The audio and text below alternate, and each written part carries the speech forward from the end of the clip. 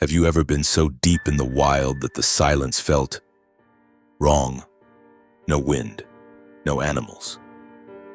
Just 3 deep knocks echoing through the timberline. People whisper about monsters in the woods, but the truth is sometimes they're protecting something more fragile than we are. I've spent years tracking what most call myths, but that night I became part of the story. I broke every rule of survival to bring 2 of them into my home. One massive, battered and breathing hard, the other small and barely alive, clinging to it like the last ember of a dying fire. It should have been fear I felt, but it wasn't. And if you've ever thought the line between man and myth was safe to cross, you need to hear how that night ended, before it happens to you. I'd been watching the ocean breathe for 3 weeks, except it wasn't really breathing. It was shifting. Slow, deliberate pulses along the Northern California coast. The kind of movement that makes you double-check every gauge and ask yourself if you've finally gone insane. The underwater sensors off Humboldt Bay had been lighting up with displacement data. Massive, smooth movements 2 miles offshore, but there was no earthquake, no storm, not even a rogue swell. Just this push, like something out there was testing the shoreline with the palm of its hand. Some nights, alone in the monitoring room with the low hum of the servers, I could feel a sound too deep to hear, a vibration that lived in my ribcage. It wasn't on the radio. It wasn't in my ears, it was in my bones. 3 low pulses that rolled through me made the hair on my arms stand up. Each time the graphs would shiver, peak, and then flatline as if someone had flicked off the ocean's heartbeat. I'd been doing this job long enough to know the water has its own signature. Whales leave these graceful arcs, ships leave tidy knife cuts in the data. But this was a signature I couldn't read. The morning of August 15th, I walked into the station and tasted ozone in the air. Sharp, metallic, like the air before lightning. The system was flashing red, not a simple glitch. The logs were choking on data overload. The readout showed a single moving mass 40 feet long, traveling at 8 knots. The weird part, the pressure readings were perfect. No variance from head to tail. Living things aren't perfect. They breathe, they shift weight, they betray themselves in the numbers. This didn't. It was like the entire thing moved as one flawless, solid piece, or several pieces moving in sync. I called Martinez at the Humboldt Ocean Lab. He listened, but his voice stayed in that calm, scientific register that feels like a hand on your shoulder telling you to relax. "Check your temp and salinity readings, Sarah," he said. "Let's rule out anomalies before we start naming ghosts." I called the Coast Guard station in Eureka next. Morrison wasn't in. A young officer took the call and told me they'd had a few engine failures reported offshore, probably from surface foam or algal blooms. I've been out here long enough to know foam doesn't pull a line of cold water through a bay that's been warming all summer. I drove down the winding road to Shelter Cove, the coastal fog clinging low, the smell of wet redwood and salt in the air. I found Jim Hawthorne, one of the few captains I trusted to tell me the truth without filtering it through what he thought I wanted to hear. Sun-worn skin, eyes bleached pale from staring past the horizon all his life. I mentioned the sonar patterns. He didn't even blink. "Engine died 3 times last night," he said. "Radio went to hell. Heard a low hum, felt it in my chest. Then a dark strip of water moving on its own passed right under us. We stayed put and let it go. When a man like Jim says he stayed put, you listen." I asked if I could come out with him that night. He gave me a long look, the kind fishermen give people they're not sure will hold up when things get strange. Then he nodded. We pushed off after 10. No moon, just the black sheet of the Pacific stretching to where the stars would be if the fog hadn't eaten them. The bow light cut a shallow cone in the darkness. I stood by the portable sonar watching the quiet baseline. listening to the engine's steady pulse, the hull kissing the water in rhythm. Out here, you learn not to waste words. The ocean demands your full attention. 20 minutes out, the baseline dipped. A shape bloomed on the screen, 50 feet long. It moved with this unnerving steadiness, no tail flick, no rise and fall. Then the engine stuttered. A second. 2. 3. Jim cursed under his breath, working the throttle. The radio bled a low, distorted groan, not static, not wind, just pure tone, deep enough to feel. My ribs tightened around it. The water off our bow went black. Not nighttime black, but thick, liquid shadow black. I scooped a handful. It clung to my fingers, slick but not oily, breaking into faint, sickly green sparks when my flashlight swept across it. Bioluminescence, but dim, like it had been disturbed in its sleep. Ahead, a mound of water rose 2 feet high, then sank, rose again, sank, not a wave. It had the cadence of breathing. Something brushed the hull.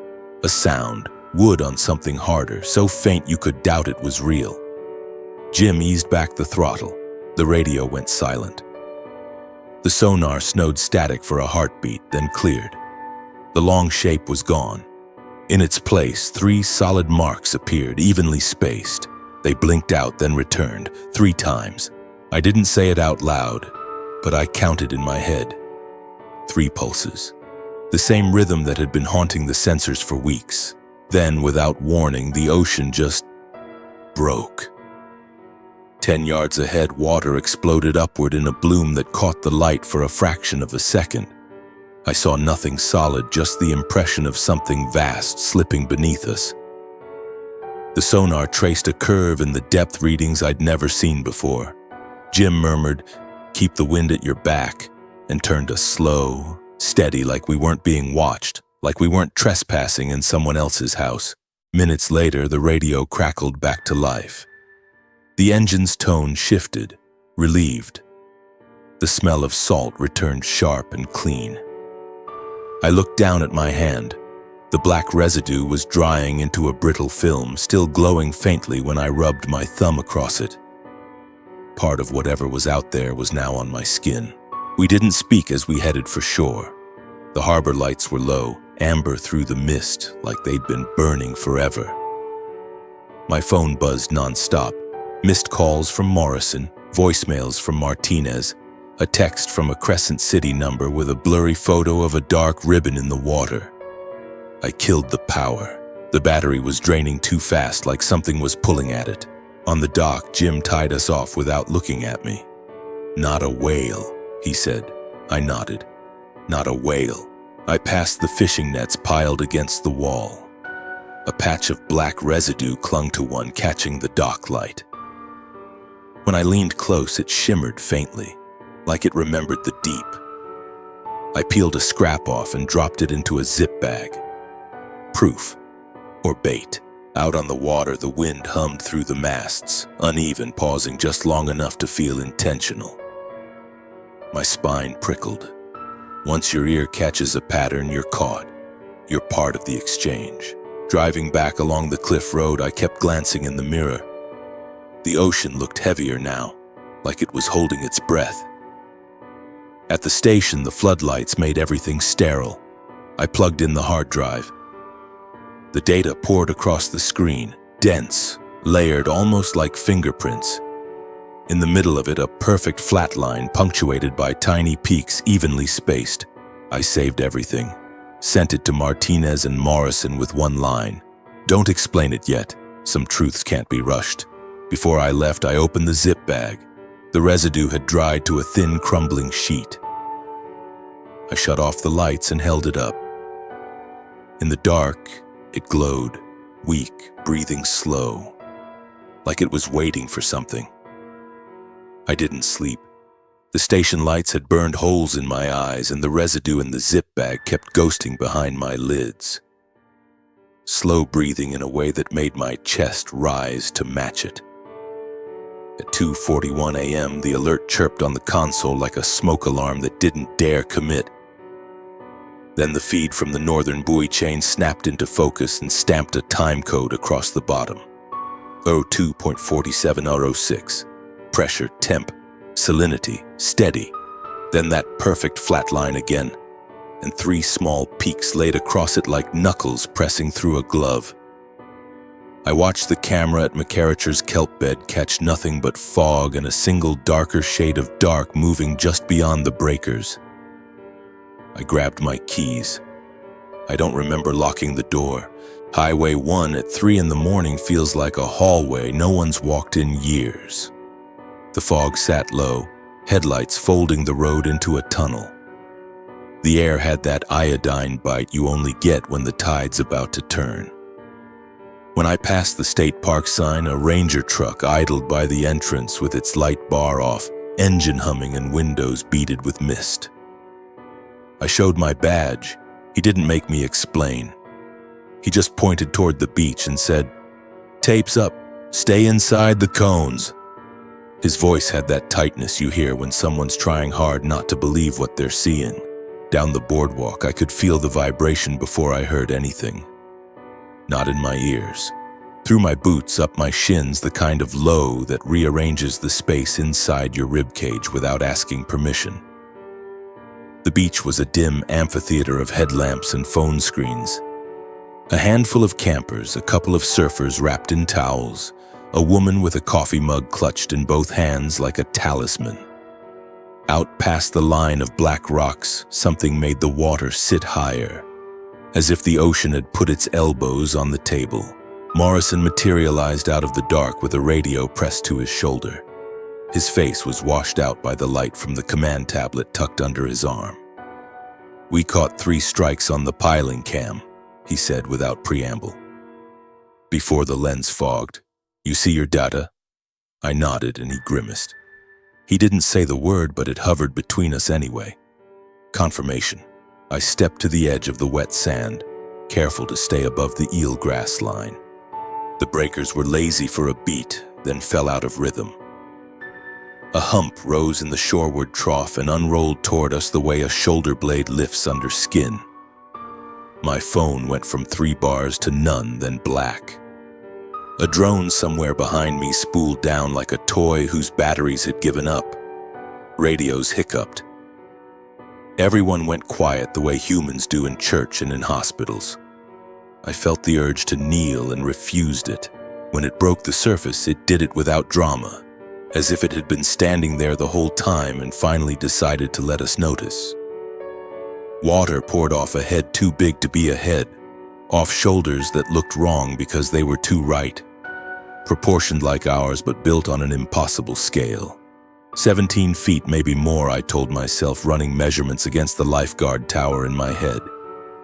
Scale on water lies, still the mass of it erased doubt. Wet fur hung in roped sheets, 2 eyes set wide, not animal dull, not fish flat. Focused. I've spent years facing storms, timber slides, the kind of slow disasters that chew a coastline to bone. Nothing had ever looked back at me like that. The people did what people do. They ran and yelled in the same breath. Someone sobbed without sound. A kid dropped a skateboard and its wheels spun, ticking like a timer. A ranger lifted his hands and shouted, "Back! Stay back!" and then lower just for me. "Your call if we pull the siren." I didn't answer. I didn't want to hear anything from us drown out the only thing that mattered. A tide surge rushed in as if tugged, not pushed, and foamed cold around my ankles. The thing took 2 steps, just 2, and the shore heaved. Sand slid under my boots like a rug being dragged. It didn't bare its teeth, didn't lift its arms, didn't perform any gesture that I could put in a report and label as a threat. It just tilted its head as if the angle would give us clarity. Mateo stood 2 feet to my left, where I hadn't noticed him before, the brim of his hat wet. A strand of kelp looped around his boot like an ankle tag. He said my name under his breath in a way that settled me.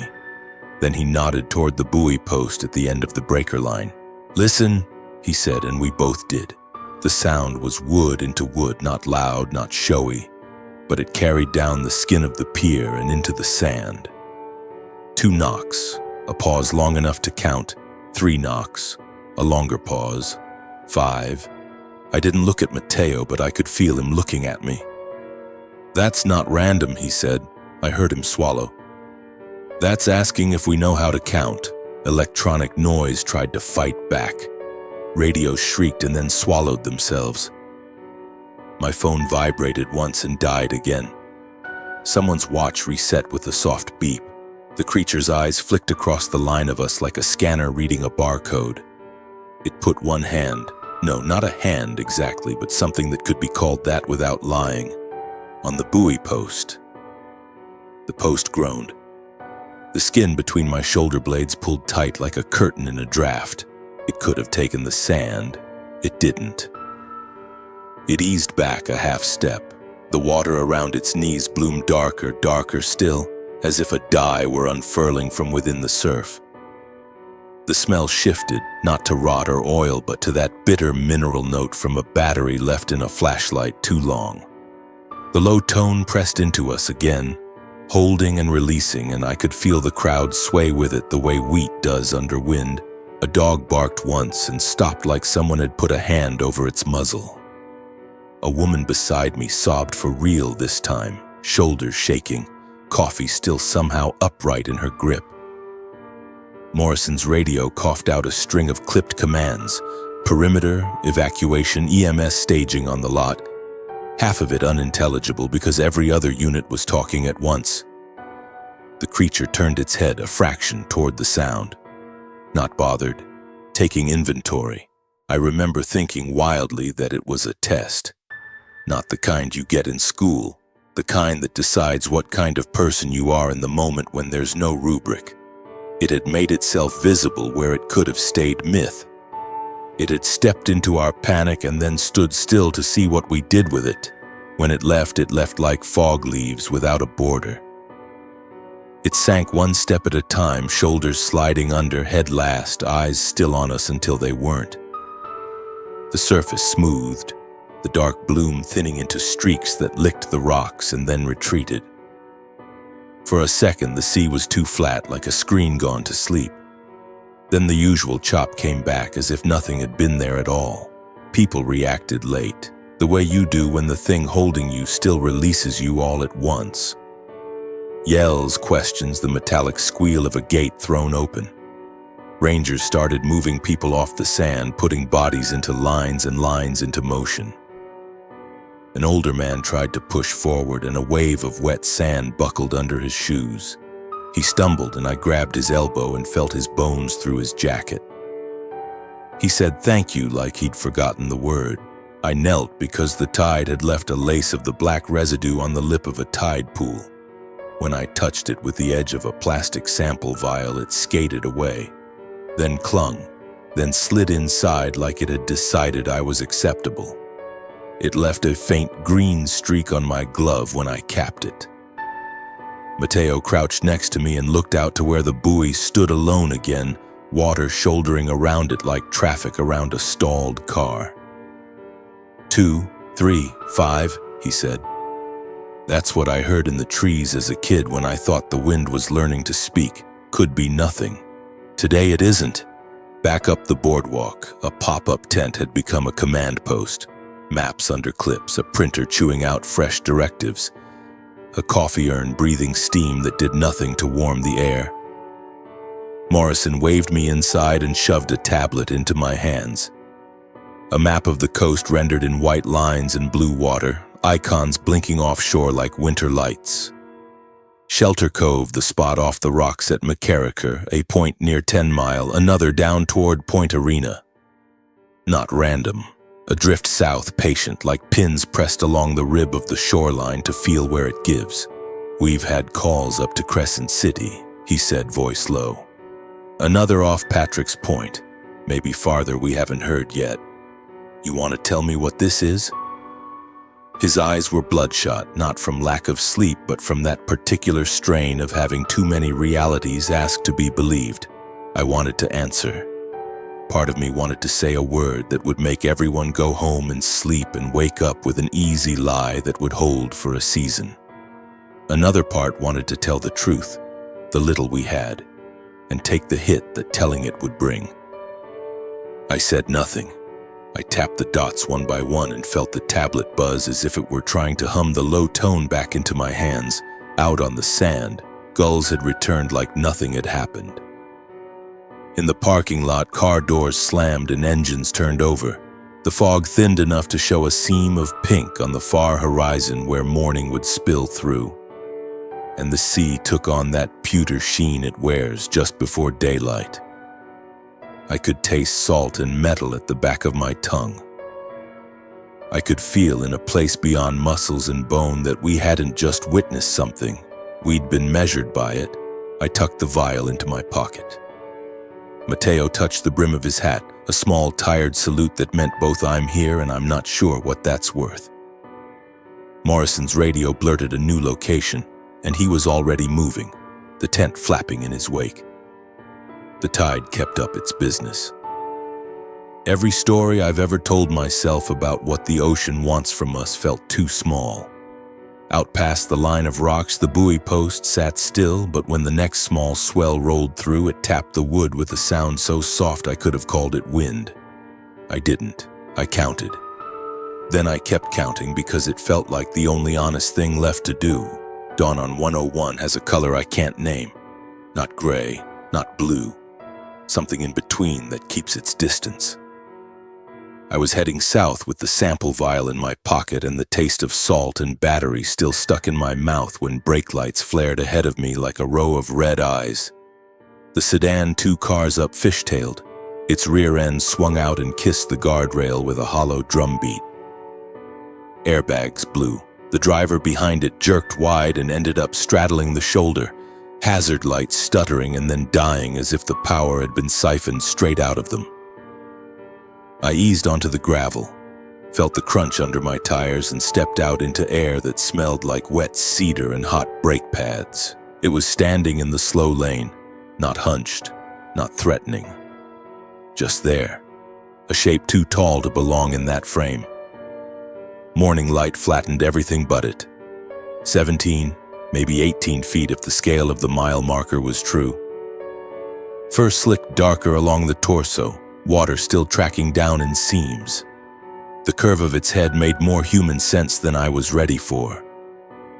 The front bumper of the sedan had accordion folded in, hood buckled, steam feathering out in a white veil.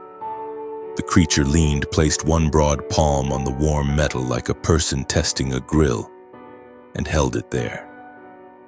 The car's engine coughed and fell quiet, the fan still spinning with a stubborn whine until it wound itself down. Then it lifted its hand. 5 long indentations stood out on the dust. It turned, stepped over the barrier with a casual flex that made the guardrail groan, and moved into the timberline where the fog still clung to the redwoods. It didn't hurry. It didn't look back. It left damp prints on the asphalt that flashed in my headlights, and then vanished as if the road absorbed them. I ran to the sedan. The driver was dazed but conscious, fingers clawing at the seatbelt that had burned a bright stripe across his collarbone. "Don't move your neck," I said, and my voice came out steady. This rehearsed calm I've borrowed from paramedics my whole career. I held his shoulder until a trucker and a woman from the car behind me helped get the passenger door open. Someone on the shoulder finally found a pocket of usable reception and called it in. CHP rolled up with the urgency you can hear before you see it. Tires on rumble strips, radio chatter that sounds like clipped prayers. When I stepped back, I glanced toward the tree line, expecting emptiness. I caught a last slice of movement instead, fur-parting fern fronds without breaking them, a dark back narrowing and then melting into the vertical lines of the redwoods. It had paused long enough to lay its hand on a hood, to feel the vibration of a frightened machine. And then it gave the scene back to us like a puzzle we weren't finished with. By midday, my hands still smelled like airbag dust, a chemical sweetness that makes your tongue feel like it doesn't belong to you. I showered at the station and sat on the bench outside with a paper cup of coffee that went cold untouched. Mateo walked up quiet, the way people who live in big trees walk, shoulders loose, face unreadable under the brim of his hat. "Forest tonight," he said like it wasn't a question. Prairie Creek, South Loop. If they're moving inland, we'll see sign. He didn't wait for me to say yes. I didn't make him. By the time we cut off 101 onto the park road, the fog had dropped into the understory and pulled the light down with it. We parked in a turnout most people miss and shouldered packs without talking. The air inside the grove is its own weather. Wet velvet, cool even in late summer, thick with the hush of needles. Our boots sank into duff that remembered rain from 3 days ago and refused to let go. Mateo led and I followed, picking a line between sword ferns taller than my waist, careful not to brush them because the dew they carry has a way of finding the back of your neck. We moved by headlamp cones that made the trees look like pillars from a lost stadium, every surface ribbed and scrolled where the bark has flared to swallow scars. We weren't alone. Morrison had sent 2 rangers to a ridge above us. I could see their lights moving slow, then going dark, then blinking once to let us know they were there. We had a small thermal monocular, a tool I didn't trust because heat tells too simple a story in a place like this. Still, I brought it to my eye every few minutes, let the world reduce itself to shades of white and black. Deer glowed. A raccoon burst bright and vanished. Once, far out between trunks, something ghosted across the screen as a kind of negative, colder than its surroundings, not warmer. It shouldn't have. Bodies make heat. Dead things cool. This was neither. I took the monocular down and waited with my own eyes until I saw it without the filter. It was sitting. That surprised me more than the size. It had settled back against a fallen redwood the way you lean into a couch at the end of a long day. Knees drawn up, arms draped, chin lowered. Not collapsed, arranged. The air around it felt different, like the pressure on your ears when you dive in a pool. I could count the rise and fall of its chest if I held my breath and matched it. The count stretched long. I found myself holding to 6, 7, 8 before the next inhale bloomed and faded. I put the monocular back up. On the screen, the creature was a soft void. The log at its back and the ground at its feet were warmer than it was. I rubbed at my temple to make sure I hadn't invented that. There were marks on the bark of the redwood behind it. Not deep. Fresh enough that the sap hadn't even tried to gloss over them. I didn't have to lean close to see the pattern. I'd seen versions of it since the beach. Since before the beach, if I wanted to be honest about the knocks I'd dismissed as wind and wood settling. Small tap scars, spaced not evenly but in a rhythm that made sense to my mouth before it made sense to my eyes. If I whispered 1, 1, 2, 3, 5 under my breath, the marks lined up. I stopped whispering because the sound of my own voice felt like a trespass. I don't know how long we watched. Time in that grove doesn't move the way it does outside, where minutes have jobs and schedules keep their teeth in you. Here, time pools and eddies, and you step around it the way you step around a puddle you don't want in your shoe. The creature turned its head once, slow, as if listening harder to something low to the ground than to anything above it. Its hand curled and uncurled on its kneecap in a lazy flex that looked almost like relief. Then its head came up. The motion went through its spine like a ripple. Far off, rubber squealed on pavement. The sound carried strangely clean through trees that usually eat noises whole. Metal touched metal. Not fast. Not the violent rip of a real collision. More like a tap that said, "I'm here." Every radio on our belts hissed and then cleared. Morrison's voice came through tight and contained, "Unit on Drury Parkway, mile 6, minor single vehicle, check and advise." Mateo had already turned. I didn't have to say I was with him. The creature stood, a flowing levered rise that looked heavier than it sounded, and stepped into the ferns without pushing a single frond flat. I don't have a better way to say that. It went through the plants but didn't crush them. The fronds leaned and then righted themselves as if they'd been breathed on, not walked through. We moved fast. the ground tilting under us, the duff trying to take our ankles in. I could feel the heat from my own breath ricochet off my mask and come back warm on my lips. Drury Parkway runs like a quiet ribbon between trees that don't care. And when we broke onto it, the world snapped back to the human version where headlights and white paint and the smell of coolant tell the story. A small hatchback sat half on, half off the asphalt. Nose in a shallow ditch, front plate hanging by one bolt. The driver was already standing. He had that stunned look people wear when the machine they trust has betrayed them and then spared them. "I'm okay," he said before we asked. "Because that's what you say to strangers first." Mateo checked him anyway. I stepped out into the lane and raised my light instinctively across the trunks on the far side. It was there, 30 yards back, just beyond where the bracken starts. Not hiding, perfectly still. Head angled, not like a predator lining up distance, more like a surveyor deciding what to write down.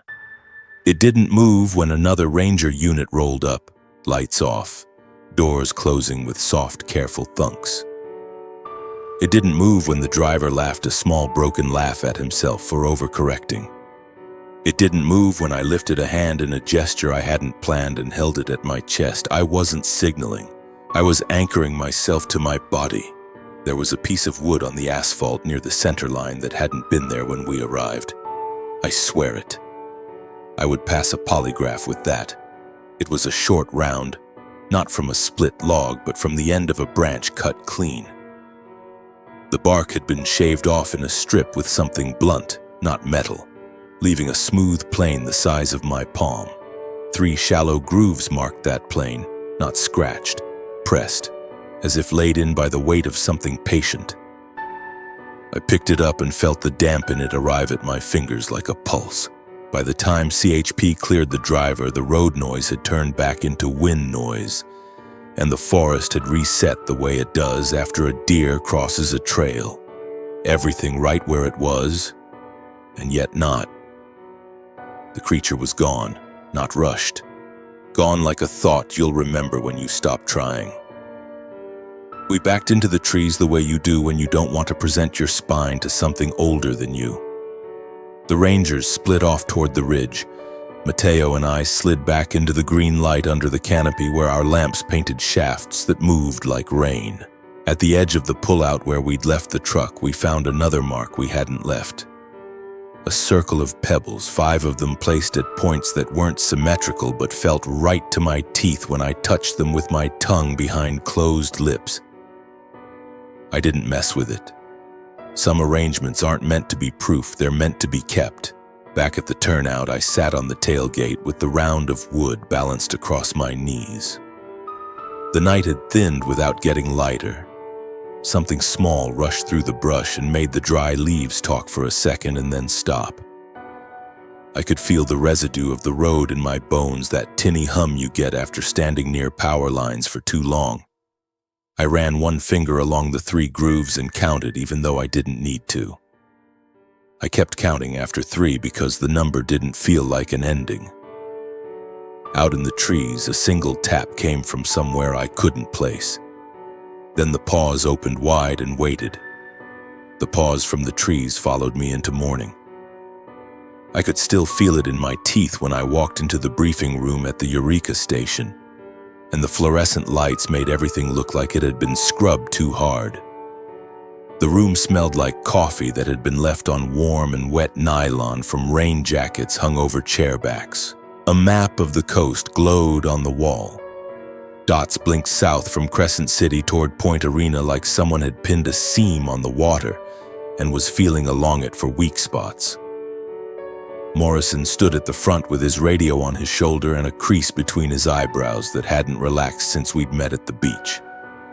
Martinez was there too, arms folded, jaw working like he'd bit down on a thought and wouldn't let it out. The suits had arrived. They wore dark windbreakers with badges that caught the light without meaning to. One of them clicked through slides with the kind of assurance you bring when you've already decided what the answer is. Harmful algal bloom. Unusual gray whale migration, interference from solar activity. He didn't look at me when he said interference, but I felt the word land anyway. Another slide, the same map I'd been staring at, but the dots were relabeled with codes that softened everything to an acronym. They used phrases like public messaging and unified narrative and avoid escalation. The room got smaller every time they spoke. "Turn over all local recordings," the woman beside him said. "Cameras, buoys, handheld devices, private backups if they exist. We'll centralize analysis and distribute findings through the appropriate channels." "What findings?" I asked before I could stop myself. "They're the ones that keep the phones from burning down our desks," she said, and she smiled without softness. Morrison's radio hissed and he half turned to hear, then nodded, then turned back. "We've got more eyes on this shoreline in a day than we usually have in a month," he said.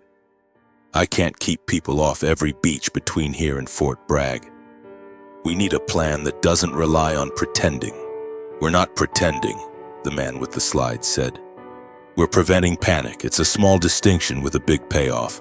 I signed the chain of custody sheets because not signing them would have been a fight I couldn't win in that room." I handed over the external drive from my station, my notebook, the backup SD cards from the kelp bed cameras. I kept one thing for myself because some part of me that isn't a scientist knows you don't walk into a storm without a match in your pocket. The vial stayed zipped in the inner pouch of my jacket, flat against my ribs where the residue's faint glow might as well have been a second pulse. The round of wood with 3 grooves lay wrapped in a shop rag at the bottom of my pack. I pressed the rag down deeper and hoped my face hadn't told on me. They moved on to talking points, tide advisories, beach closures, boilerplate for the local news. Someone printed sheets. A ranger scribbled perimeter changes on a whiteboard. It felt like listening to people agree on the best paint color for a house with a cracked foundation. Martinez wasn't looking at the slides. He was watching the clock on the wall like he was waiting for it to confess something. When the meeting broke, the room emptied in that efficient rush people get when they've been given assignments they don't quite believe in. I stepped into the hallway to get air that didn't smell like coffee and toner. That's where I met her. She was younger than the rest of us, headphones resting around her neck, eyes that flinched a little when a radio squawked somewhere down the corridor. She introduced herself as Naomi, but added almost apologetically, "Everybody calls me Naya."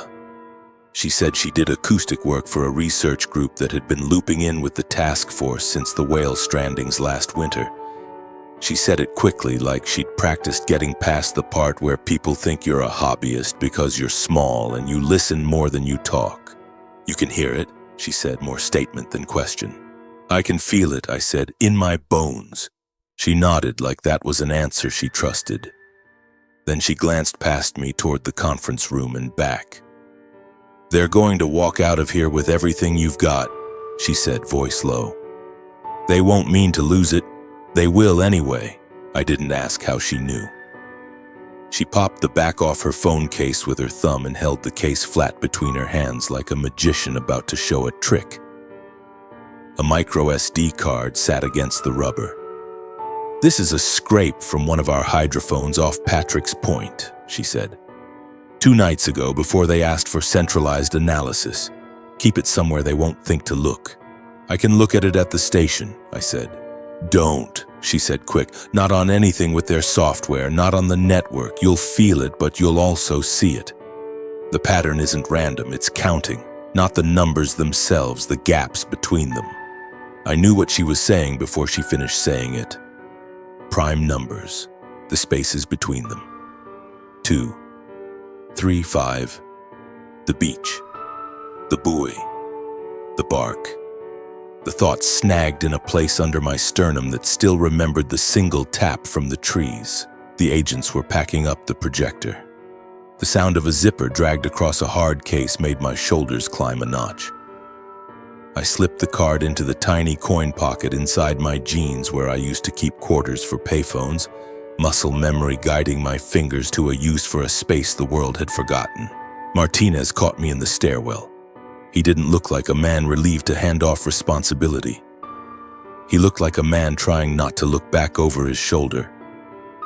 "You need to understand something," he said, and his voice had shed its classroom calm. "What you're seeing is not first contact." "I know," I said. "It's a continuation." He blinked at the word, and then for the first time that morning, something like relief crossed his face and went as quickly as it came. "Since the late 40s, he said. "Every 10 years or so. Smaller then. Quieter. We blamed storms, sonar glitches, whatever fit. We learned to watch in the same places. They learned that we were watching." "What did we do?" I said, because the way he'd said learned felt like the rest of the sentence was full of the kind of truth that sits heavy on a desk. "We're still here," he said. "So are they." He looked at the landing like he wished it were a road. "Be careful what you give back." He walked away before I could ask what he meant by give back. In the parking lot, the fog had lifted just enough that the chain of hills to the east showed a seam of brown where the sun might find it later. I sat in my truck with the door open and the keys in my hand and let the quiet hook into me until my breathing made sense again. Back at my station, I shut the blinds and killed the Wi-Fi. I set my personal laptop on the desk and slid the micro SD card in with the caution you use around a sleeping dog you don't want to wake.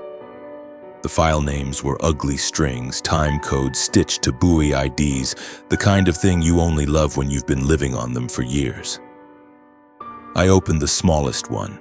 The spectrogram bloomed in grayscale, low, wide bands that ran like riverbeds across a floodplain. The peaks weren't spikes, they were soft hills with clean shoulders. I switched the view and watched the amplitude graph flatten into that clean line I'd seen in my logs.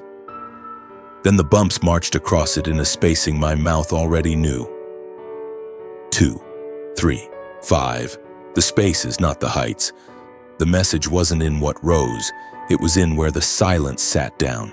My phone buzzed once, a ghost of a vibration through metal because the radios were still a mess. A new email had slipped in during the gap when the signal had teeth. No sender, no subject. The body was one sentence and a timestamp with no time zone. "Do not answer yet." Last time we answered wrong. My hands went cold the way they do when you've just realized you've been standing too close to the edge of something without seeing it. I looked at the vial on the desk.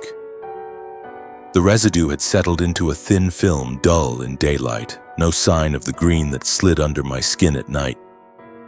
I thought about the sedan's hood, the 5 dents, the way the creature had put its palm on hot metal like you touch a skillet to see if it's still dangerous.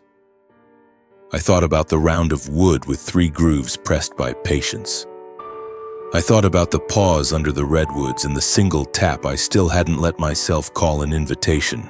The hallway outside my office carried voices that tried to be normal.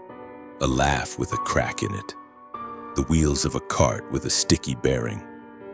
Someone asked if anyone wanted the last donut and someone else said, "Take it, I'm not hungry." I sat there and listened because the simplest sounds tell you if the building is still part of the world or if the world has moved on without you.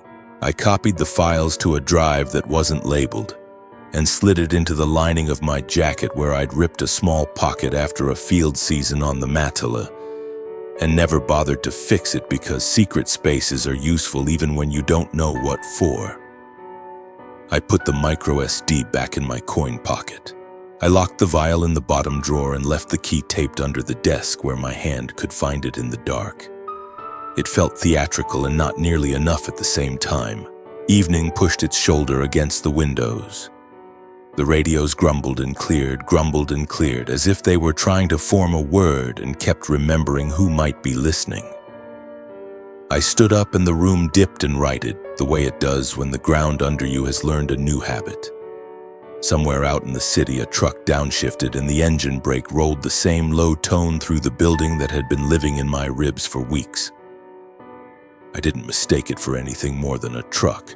Still, I counted, not the beats, the spaces, Then I let the counting go and waited to see if the quiet would answer back. I kept the card in my pocket all day like it was a live wire, waiting for the moment I'd need to put it into something that could speak back. By nightfall, the need outweighed the waiting. The wind had shifted west, driving the smell of salt deep inland, and the kind of fog that carries sound like a taut string was curling in off the headlands. Mateo had the keys to the old ranger shed at Patrick's Point. We didn't talk on the drive except to name the turns and call out deer near the ditch. Naya was already there, standing by a pile of black cases that looked like they belonged to a touring band. She had that restless look, scanning the air for a pitch she didn't trust. We carried the gear up to the edge of the bluff where the basalt dropped in a clean sheet to the water. Even in the dim, the Pacific had weight in its shoulders, the long swells breathing against the rocks with a patience I couldn't match. We set the tripod legs into the grass and bolted the transducer in place, a round black mouth pointed at the horizon. Cables ran to the amp, to the inverter, to the car battery humming in its plastic shell. The foghorn down at the harbor moaned twice and fell silent, like it didn't want to interrupt. Naya pulled up the file on her recorder. "This is what you give back," she said, and her voice had a kind of ceremony in it. She pressed play. The sound was barely there, more shape than noise. A rising floor that dipped once, twice, and then stepped up into a pattern I could have spoken aloud without looking. 2, 3, 5, 8, 13. Prime gaps turned into breath. I felt it in my sternum before my ears caught it, like standing under a waterfall made of air. When it went out over the bluff, the fog thickened, the drop to the water disappearing as if the cliff had pulled the sheet over itself. My scalp prickled in a way that had nothing to do with cold. I took a step back, instinct saying something was moving toward us faster than the eye could admit. The ocean didn't break open the way it had at the beach. This time the surface swelled in 3 separate domes, each far enough apart that the swell between them stayed unbroken. They rose together, each capped with a ragged fringe of fur and water, then settled low, close enough that I could see the roll of their shoulders under the skin of the sea. The sound they returned wasn't random. 3 impacts in quick succession against the base of the bluff, wood on stone amplified by water, rang up through my feet into my teeth. My vision narrowed for a second, edges fading to black until I forced a breath into my lungs. Naya was already recording. The hand held in her grip shook once, then steadied. Mateo didn't move, just watched the middle swell like it might say his name. The middle one lifted higher, just enough for a ridge of its torso to clear, and in its hand, if that's the word for something shaped like a hand only because my brain won't find another, it held a shard, not driftwood, not bone. Even from here I could see the edges weren't worn. They caught what little light there was and fractured it. A piece of metal, but not like any I'd seen. Too pale to be steel, too heavy in the way it sank into the waterline between lifts. Lines scored into it, crossing like the facets of a crystal, each intersection perfect. No burrs. It didn't throw it. It didn't place it like an offering. It let it go, and the shard floated just long enough to rock once before sliding under, light dimming as if a hand had closed over it from below. The water boiled where it went under, but no bubble broke the surface. The 3 swells sank as one, backs arching down into the dark. The sound stopped, not faded, stopped, like someone had cut the wire. The wind filled in the space they left. My knees felt wrong, like I'd been crouching too long even though I hadn't moved. Mateo bent to the grass and picked something small from the wet edge where the bluff began. It was a strip of the same pale metal, no bigger than a matchstick, edges clean, one side carved with 3 shallow notches. He handed it to me without looking at my face. The metal was cold, but not in the way ocean metal is cold. It didn't take my heat, it just refused it. We packed in silence. The cables came up slick, the battery heavier than I remembered. Down at the parking area, the foghorn blew again, but shorter, clipped, like someone had told it not to draw attention. Naya closed her case latches one by one, each snap loud in the damp. "They heard us," she said, not looking up. "That's not the same as answering." On the drive back, the shard's twin weight in my pocket felt like it was pulling the truck toward the shoulder. The fog held to the trees, turning every headlight into a cone with no end. Morrison's voice crackled over the ranger frequency as we hit the highway. New exclusion zones, checkpoints on the coast road, a warning to keep drones grounded until further notice. I thought about the shard disappearing under the swell, how the water seemed to let it pass without drag. When I got back to the station, I locked the doors and killed the lights. I set the strip of metal on my desk and turned it in my fingers. Under the desk lamp, the notches cast tiny shadows that stayed sharp no matter how close I leaned in. My phone, dead all evening, vibrated once without booting. The screen stayed black, but the vibration came in 3 pulses, perfectly even. I didn't pick it up again. I sat there listening to the building breathe, refrigerator hum, rafters settling, wind pushing a branch against the siding. And underneath all of it, so faint I could almost pretend it wasn't there, the low tone. Not in the room, not in the air, in me. I counted the space between each wave of it until I lost track, and when I finally stood, the lamplight caught the metal in my hand and threw a narrow bar across the wall like a horizon line I couldn't see past. Weather moves in here like a decision.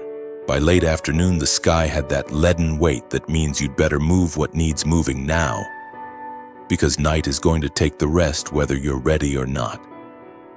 The alerts hit first in gruff bursts from Morrison's radio, then as a shaky call from a county engineer who sounded like his desk chair was rolling under him. A feeder dam on a north branch of the Eel was taking more than it should. Early storm, saturated slope above it, pressure climbing. If the spillway jammed, the water would try to make its own door. That door would be the town in the low bowl downstream. He didn't say the words he was afraid of. He didn't have to. We were already in the truck, Naya in back with the crate that held the smaller transducer, the one we'd started calling the lantern because it threw sound instead of light. Mateo rode shotgun, palms flat on his thighs, head turned toward the windshield like he could listen farther if he faced it. The wipers beat a pace my chest copied without permission. Every time we crested a knob of road, I could see the river down there pulling itself tight, a dark belt around the waist of the valley. Halfway in, the rain hardened, not the big splashy drops that dramatize on asphalt. The thin, cold kind that needles through jacket seams and keeps going. The radio backbone was garbage, but Morrison got enough across to make my stomach set. The task force had pulled a perimeter around the dam. They had engineers. They had a plan that involved charges to take stress off a seam in the concrete and divert the surge into a rock chute. It read fine on a whiteboard. It read less fine if anything alive was standing where the arrows ended up. It read like they were certain the movement on the water all week had been a problem to be headed off, not a partner looking for the right kind of yes. At the turnout above the service road, we dropped into a convoy whether we meant to or not. County trucks. A fire engine angled nose out for a fast retreat. A trailer with sawhorses and tape that snapped wet in the wind. Men and women in yellow slickers moving with that fast, deliberate walk of people who can do 10 things at once and are trying to do 12. Morrison found us before we could find him. His hair was pasted to his head. His eyes were the kind that get flatter under pressure instead of loud. He didn't ask what we were doing here. He knows by now I show up where the edges are. He pulled us under the tailgate of the truck that had become a table for paper maps melting at the corners, and an iPad in a plastic sleeve blinking a live feed that kept freezing. The camera pointed at the face of the dam in a sour green light. The spillway ran like a sheet of smoked glass, and there, In that awful smoothness, the water bulged and smoothed around three shapes that shouldn't have been there. Not logs, not equipment, not anything I could name without my mouth going dry. They were where the flow should have been cleanest. They held, then shifted as one to let a chunk of debris roll past, then slid back into the notch they'd made in the current. The screen jumped, froze, blurred, came back. I heard someone say sabotage and someone else say must be a trick of the lens. I said nothing because their bodies were doing the math I'd learned with rockfall and flood maps. How to make a violent thing less violent, not by stopping it, but by giving it more places to spend itself. Naya leaned in and tapped the plastic sleeve with a fingernail. Not the shapes, the overlay. The slope above the right abutment showed as a pale smear. Recent ground truthing had flagged it old failure scar, reactivated under saturation. If it let go, it would come down where the engineers wanted water to go. It would turn a planned cut into a blender. The word lodged under my tongue and would not say itself. She was already pulling the lantern from the crate. If they're choosing, she said, the way someone says we are out of time, they need the same map. We weren't invited to the platform. We went anyway because we were the only ones carrying the one thing on this site that could talk to what was standing in that cold rush. The guard at the tape stared us down a second too long, and I didn't wait for him to decide. I dropped my shoulder and he stepped. Morrison didn't stop me. That's the most he could do for us and the most he could keep for himself. On the concrete just shy of the spray, the world compressed to water and noise and the taste of lime. Naya set the lantern on its 3 wet feet, wiped rain out of her eyes with the back of her wrist, and looked at me. I looked at the spillway. I looked at the pale smear of slope. I looked at the 3 shapes holding position against a force that would have taken a pickup sideways. The gaps. That had been the language, not the heights. The spaces that say where to put the next step. We didn't need to send numbers, we needed to send permission, the way you make room in a doorway with your body. Naya dialed the wheel down until the tone fell under speech and into sternum. I put my palm on the cold metal rim of the lantern because the superstition in me wanted skin in the circuit. 1, 1, 2, 3, 5, I said out loud.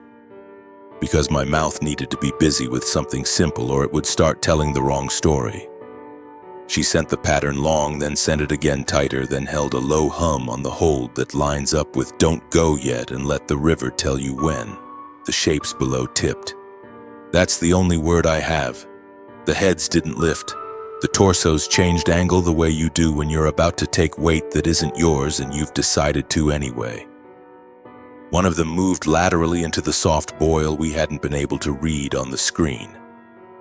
The water changed sound without changing volume. It went from straight on to braided, from a single animal bent on force to 3 animals confused by choices.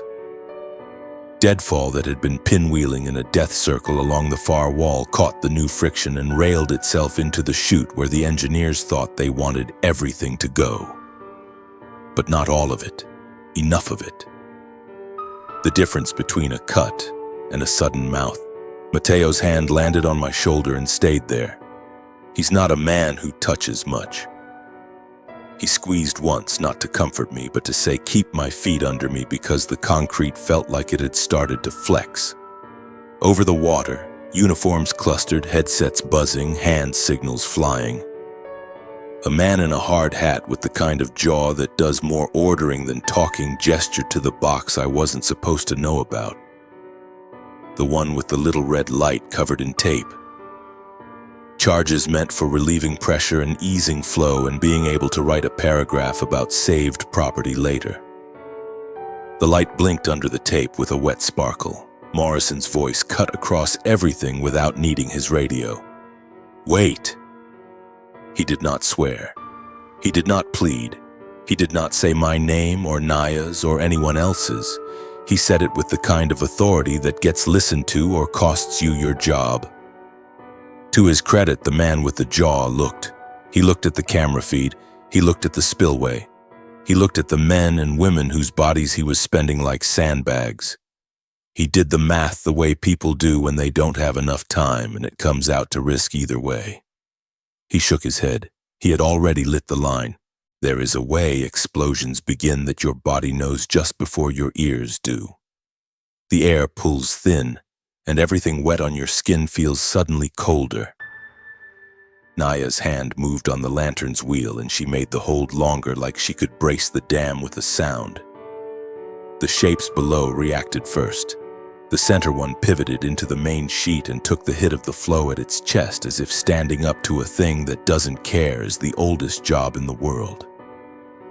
The one to the left slid into the throat of the chute and jammed itself under the lip of concrete so that its back became a ledge. The rightmost one turned not toward the spillway but toward the pale smear on the slope, as if it knew where the other danger had been hiding all along. The blast didn't sound like you think, it didn't crack. It took the breath out of the world and then gave it back sharpened. White light rolled out from the seam like a sheet ripped off a bed. I saw it through my closed eyes, and so did the part of me that wasn't convinced they were closed. The platform jumped once under my boots and then again and then settled as if the structure had shrunk around us.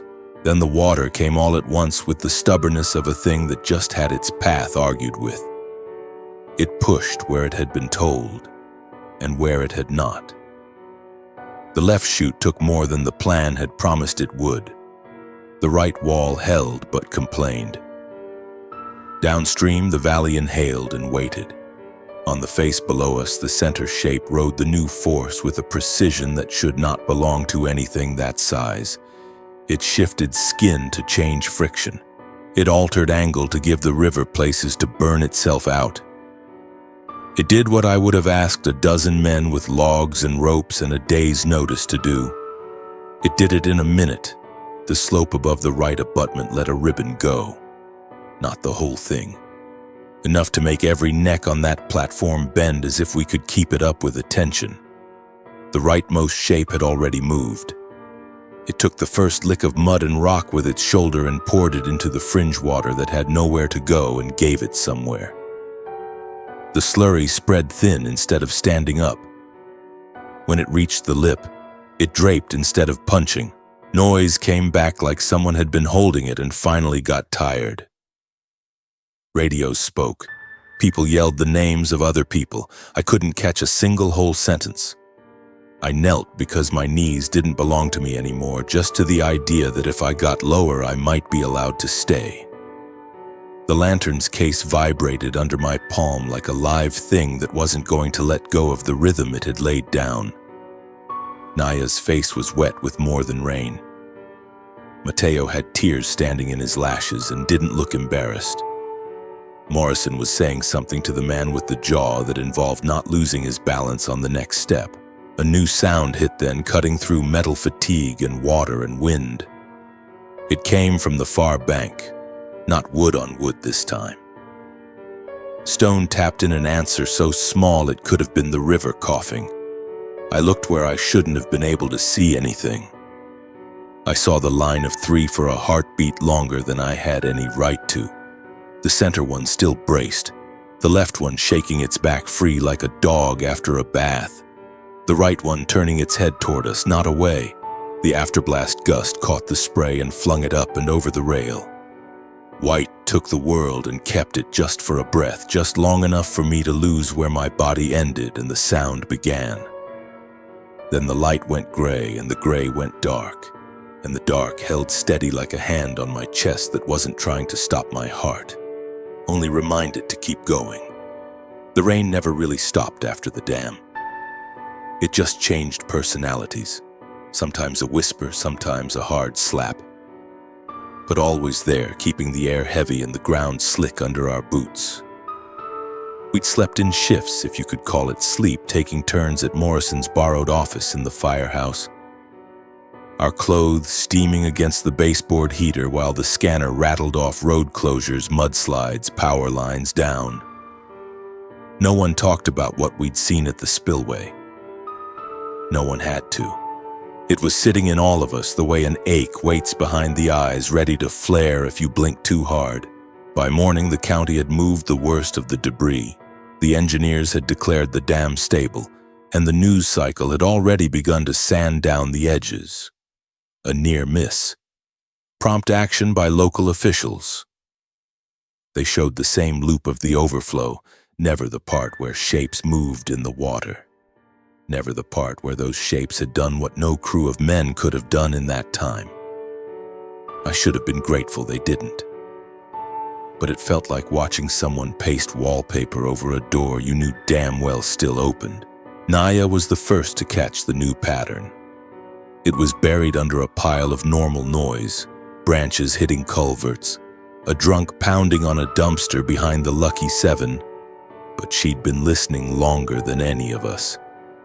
She tapped the side of her headset, motioned me over, and replayed the clip. 3 thuds, not evenly spaced like a man with a hammer, not random like rockfall. 3 a pause, then 2, the kind of thing you felt in your chest more than your ears.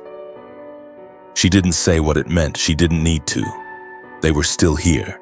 The signal came from a ridge east of town, above a logging road that had been closed since the slide 2 winters back.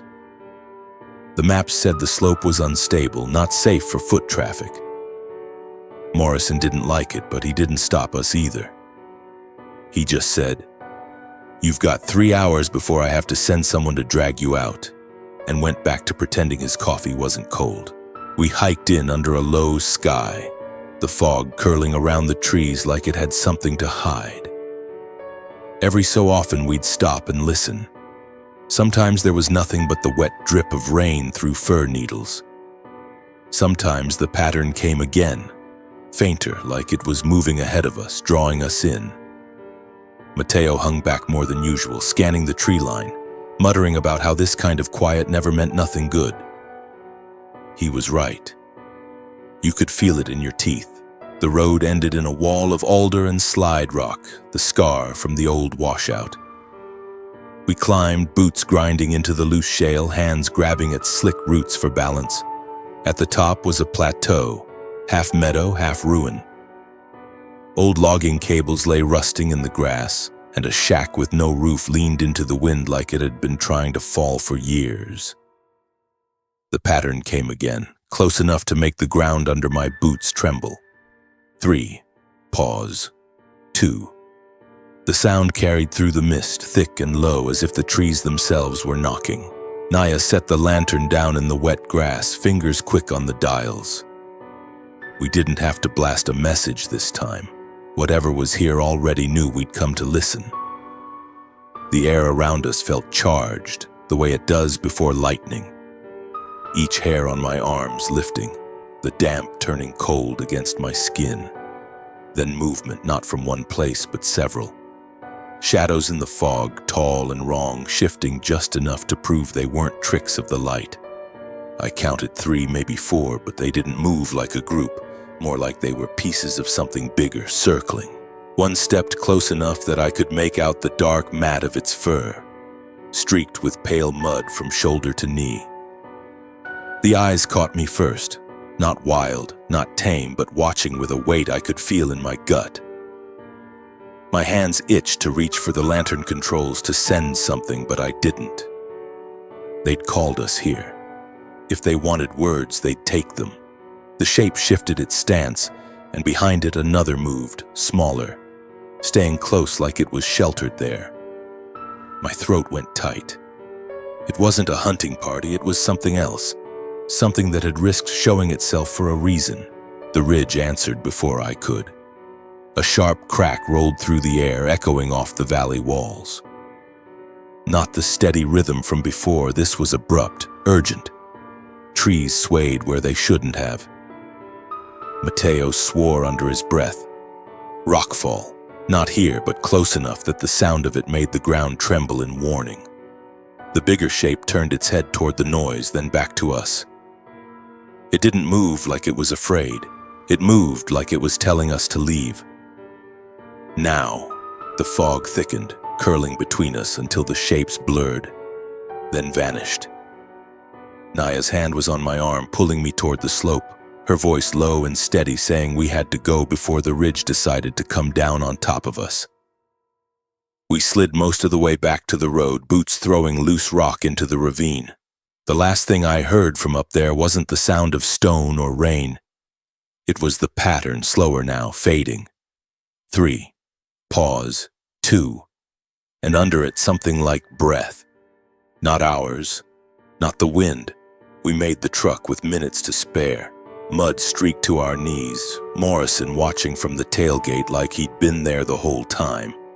He didn't ask what we'd found. He just looked past us, up toward the ridge swallowed in fog, and said, "If they wanted you gone, you're lucky you are." Then he climbed into the cab and turned the key, and the engine's rumble took the place of the knock still echoing in my chest. But even as we drove back toward town, I kept thinking about the smaller shape staying close to the larger one, about the way it had stayed behind that wall of fur, shielded from the wind.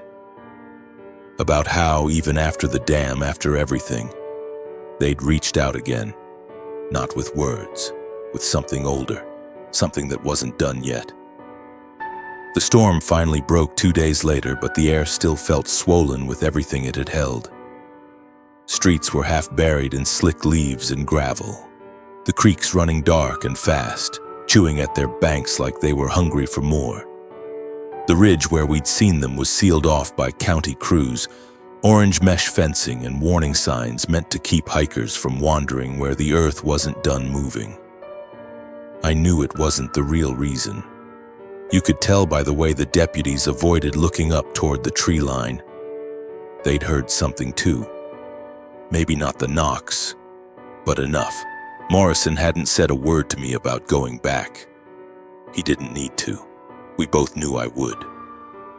Nights were worse than the days now, not because of what I'd seen, but because of what I kept hearing when I tried to sleep.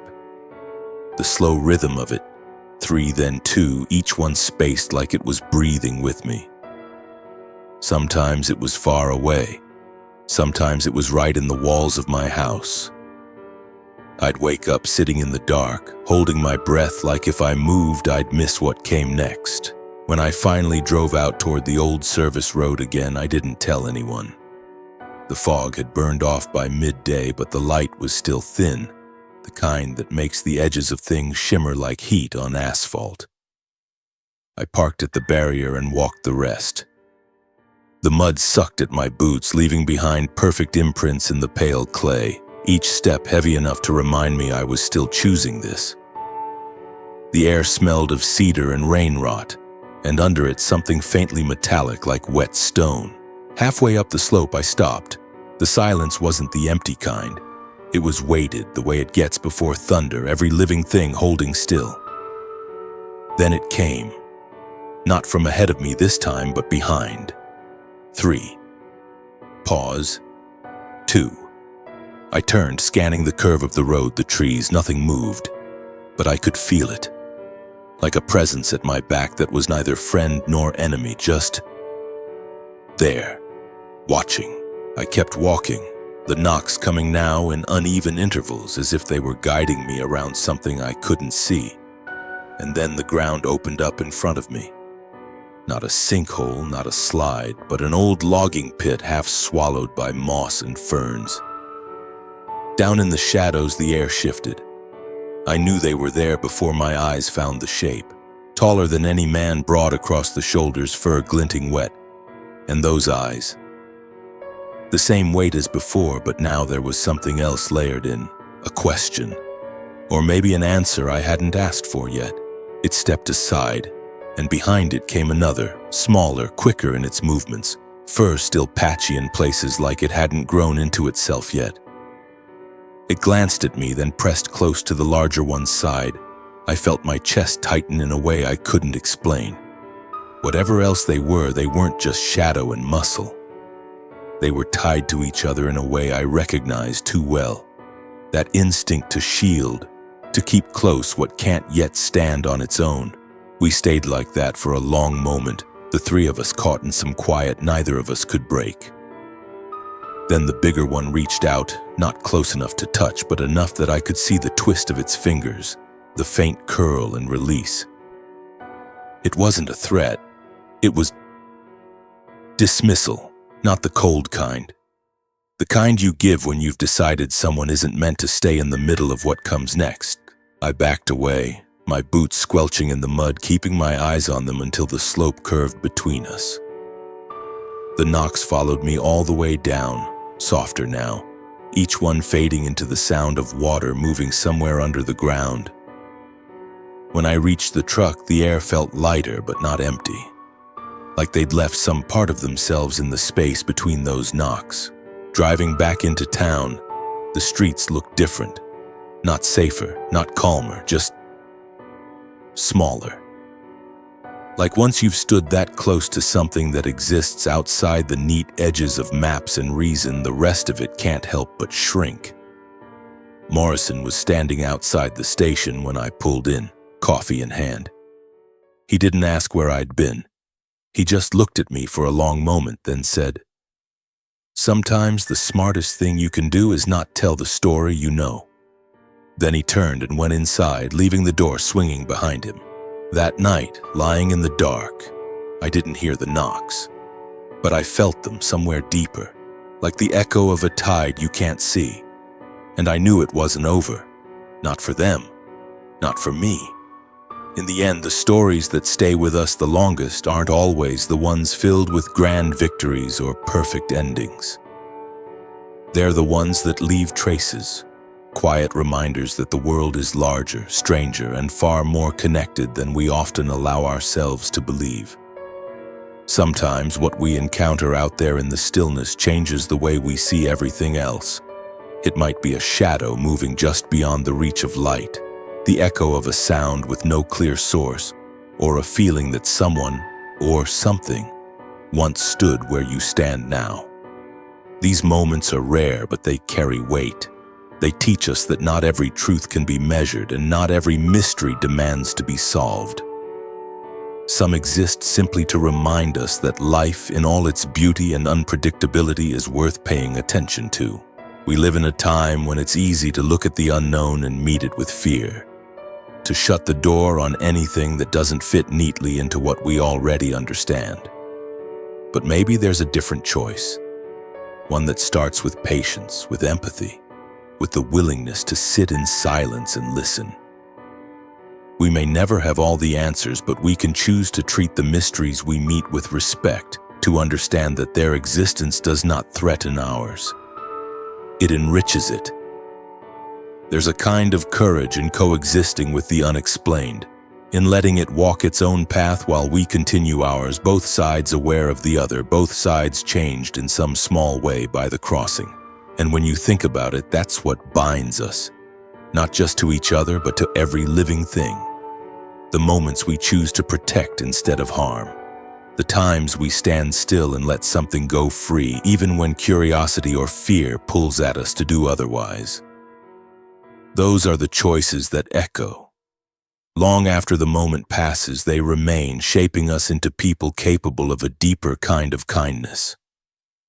The kind that reaches beyond words, beyond proof, and settles into the quiet truth that some connections are worth holding sacred even if no one else will ever see them. Maybe that's what all of this has been about. Not the search for answers, but the choice to leave space for wonder. To recognize that the wild parts of the world still have room to breathe, and that we're better for it, because when we allow the unknown to remain unknown, we keep alive a part of ourselves that refuses to give in to cynicism. We keep alive the part that still believes the world has more to offer than what's in front of our eyes. So as you go back to your own life, remember this: there is value in mystery and there is strength in compassion. The two are not opposites. They often walk together. And sometimes the most human thing we can do is to let them. Thank you for listening, for being part of this journey, and for keeping an open heart toward the parts of life that can't be explained. If this story spoke to you, I'd love to hear your thoughts. Share them in the comments. Let me know what it stirred in you, and don't forget to follow and subscribe so you don't miss the next time we step into the unknown together.